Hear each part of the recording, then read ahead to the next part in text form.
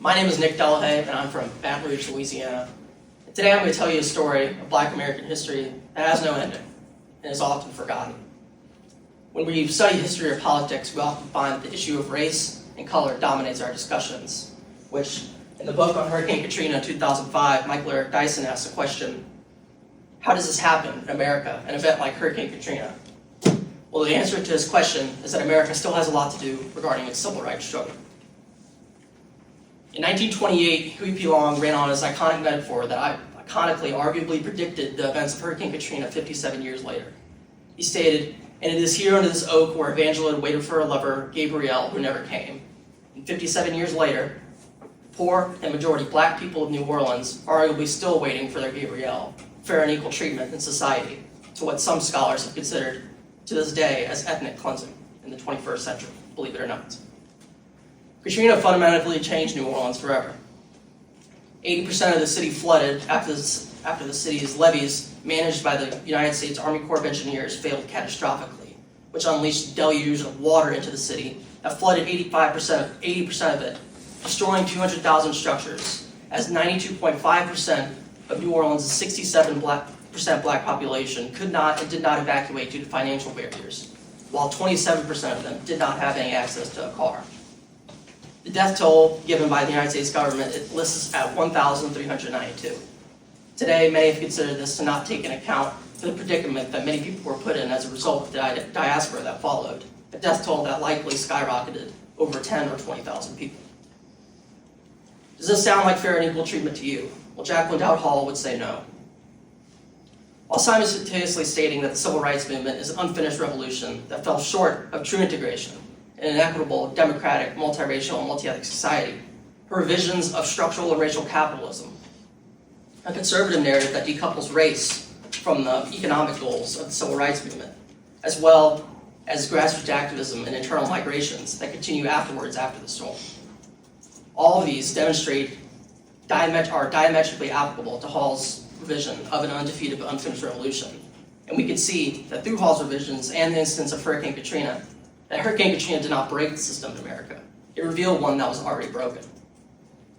The preparation stage of systemic inequalities in housing and infrastructure reflects Hall's revision on structural inequality and racial capitalism, which he defines as low taxes, minimal investment in human capital, the separation and political mobilization of black and white Southern poor, and the patriarchal control of families and local institutions. New Orleans' own daily society and geography is emblematic of structural inequality and racial capitalism. Decades of redlining had systematically denied black homeowners access to loans, as well as levees that physically segregated New Orleans and left the city's majority poor and black population, 67% of them, in low-lying, flood-prone areas.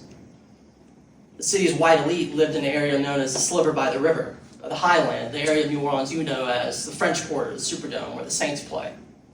But in black neighborhoods, these levees, which while in white neighborhoods consisted of large earthen mounds with sheet piles driven 20 feet deep to protect them from floodwaters that were given by Hurricane Katrina, the ones in black neighborhoods consisted merely of just a concrete wall.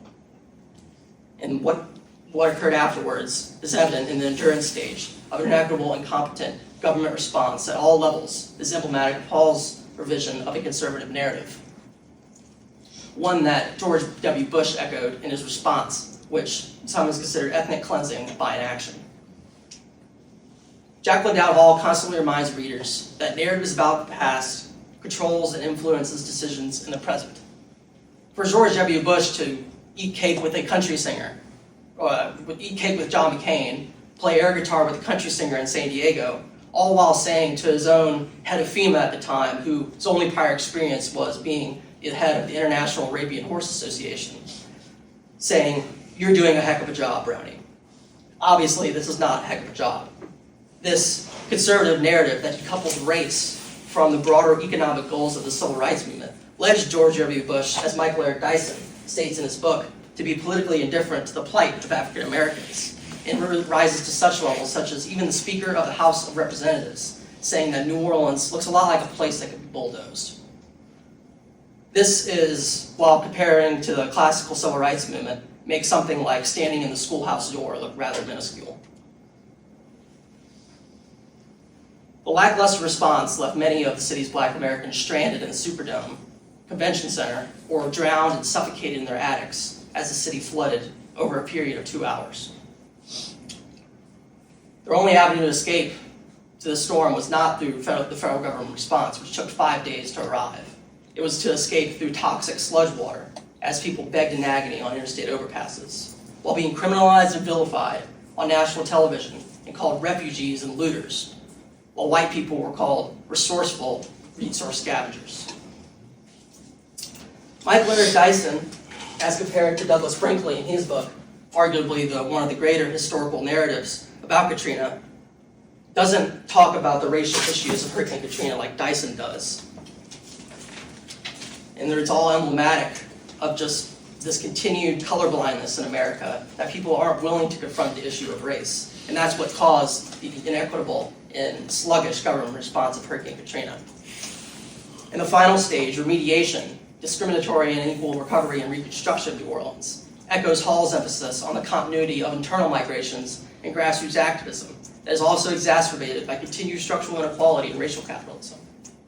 It may shock you to hear that 1 in 3 of New Orleans' pre-Katrina 326,000 Black population never returned in what is now known as the Katrina diaspora, the greatest internal migration of Black Americans since the Second Great Migration.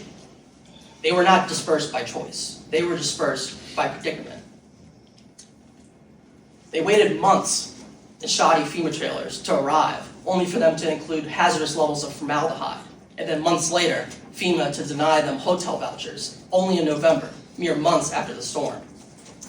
And then when the feds finally stepped in, they delivered a corrupt and inadequate program known as a Road Home program that used pre-storm land values to determine grant amounts, that systematically excluded the majority of poor and Black white citizens from ever truly paving a road home. And this selective migration made New Orleans a richer and whiter city. Grassroots activism that emerged afterwards is also emblematic of Hall's vision of a long movement. Groups such as Women of the Storm, the Common Ground Collective, and Color of Change all rose together in hands to defy what Majority Leader DeLay here says. Now tell me the truth, boys, is this kind of fun? To people who are stranded in the Astrodome, while George W. Bush's own mother said that the people stranded in the Astrodome were in a better situation than they were in New Orleans. These groups rose with a galvanizing phrase known as solidarity, not charity, that sought to remind onlookers.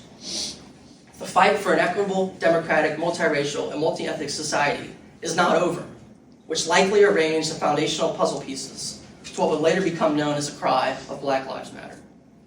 Thank you.